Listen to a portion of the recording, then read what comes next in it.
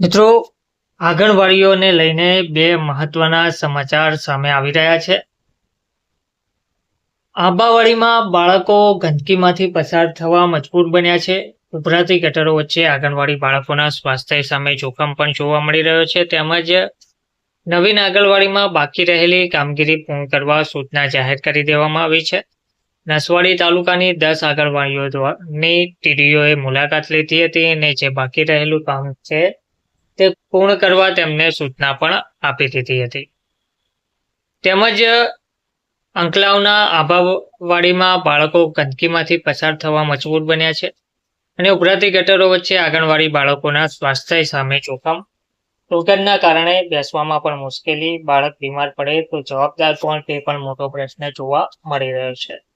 એટલે કે ગુજરાતની આંગણવાડીઓમાં જે વર્ષોથી પ્રશ્નો ચાલી રહ્યા છે તેને લઈને આજે બે મહત્વના સમાચાર સામે આવ્યા છે તે આજના વિડીયોમાં જોઈએ. તો અંકલાવના આંબાવાડીમાં બાળકો ગંદકીમાંથી પસાર થવા મજબૂર બન્યા છે. ઉભરાતી ગટરો વચ્ચે આંગણવાડી બાળકોના સ્વાસ્થ્ય સામે જોખમ જોવા મળી રહ્યું છે. નમસ્કાર મિત્રો, સ્વાગત છે તમારું અમારી યુટ્યુબ ચેનલમાં.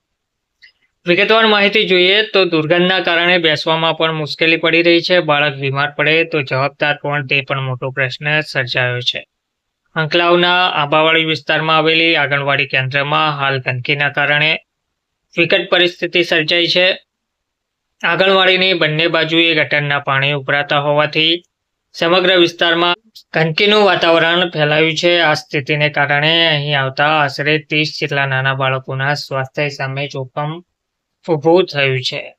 ગટરના દૂષિત પાણી આંગણવાડીના પ્રવેશદ્વાર અને રસ્તા ઉપર ભરાઈ રહેતા હોવાથી બાળકોને ગંદકીમાંથી પસાર થઈને આવવા મજબૂર બનવું પડે છે. ગંદકીના કારણે મચ્છરો અને જીવજંતુઓનો ઉપદ્રવ વધતા બાળકો બીમાર પડે તેવી ભીતિ વાલીઓ સેવી રહ્યા છે. સ્થાનિક વાલી અનિસાબેન રાજે જણાવ્યું હતું કે ગંદા પાણીના કારણે બાળકોને અંદર બેસવામાં પણ મુશ્કેલી પડી રહી છે અને ભારે દુર્ગંધનો સામનો કરવો પડી રહ્યો છે. આ બાબતે નગરપાલિકાના એન્જિનિયર મયુરભાઈ પટેલે જણાવ્યું હતું કે આ અંગેની ફરિયાદ મળતા જ રિપેરિંગની કામગીરી શરૂ કરી દેવાઈ છે અને ટૂંક સમયમાં યોગ્ય નિરાકરણ લાવવામાં આવશે તેવું તેમનું કહેવું છે. તેમજ બીજા જે મહત્વના સમાચાર છે આંગણવાડીને લઈને તે છે નસવાડી તાલુકાની 10 આંગણવાડીઓની ટીડીઓ દ્વારા મુલાકાત લેવામાં આવી હતી. તેમાં નવીન આંગણવાડીમાં બાકી રહેલી કામગીરી પૂર્ણ કરવા સૂચના આપી દેવામાં આવી હતી. નસવાડી તાલુકાના કુકરદા, દુપટા 1, 2 અને ઝરખલી, રેલિયા, આંબા, મેડિયા, લાવાકોઈ સહિત અન્ય 10 આંગણવાડીઓની નસવાડી ટીડીઓ HR તલાટીએ મુલાકાત કરી હતી.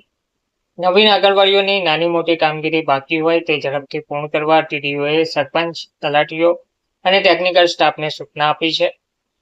નસવાડી તાલુકાના અનેક ગામડાઓમાં નવીન આંગણવાડીઓ બની ગઈ છે, પરંતુ નાનું મોટું સામાન્ય કામ બાકી છે જે પૂરું કરાયું નથી, જેને લઈ આદિવાસી વિસ્તારના બાળકો ઘરોમાં બેસી આંગણવાડીના પાયાનું શિક્ષણ લઈ રહ્યા છે. જે કામ નાનું હોવા છતાંય પૂર્ણ કરાતું નથી, જેને લઈ એક જ પ્રશ્ન વારંવાર સામે આવતા હોય છે. ટીડીઓએ જાતે મોટાભાગની આંગણવાડીઓની ઓચિંતી મુલાકાત લીધી હતી. કયા સ્ટેજ ઉપર શું કામગીરી બાકી છે વગેરે બાબતે સ્થળ ઉપર ટેકનિકલ સ્ટાફ સાથે ચર્ચા કરી હતી.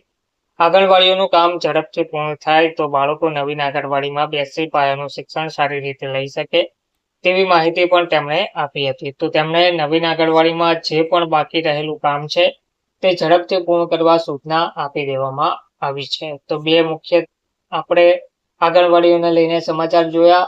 આગળ જ આવા સમાચારો સાથે મળતા રહીશું. ધન્યવાદ.